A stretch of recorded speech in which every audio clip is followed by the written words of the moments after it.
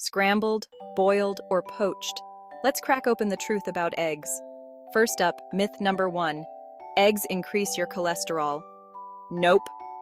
Studies show moderate egg consumption doesn't spike your cholesterol levels. The cholesterol in eggs doesn't seem to raise cholesterol levels the way some other foods, such as those high in trans fats and saturated fats, do. Myth 2.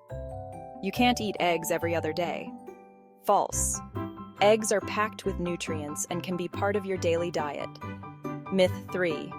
Eating egg whites is healthier than whole eggs. Wrong again.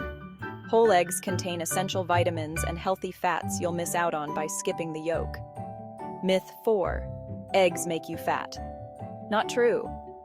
Eggs are low in calories and high in protein, making them great for weight management. One large egg contains 78 calories. And finally, myth 5. Eggs take too long to cook. Seriously? A delicious scrambled egg can be ready in under 5 minutes. So, there you have it. Eggs are incredible, edible, and totally misunderstood. Now go enjoy that omelet sunny side up guilt-free.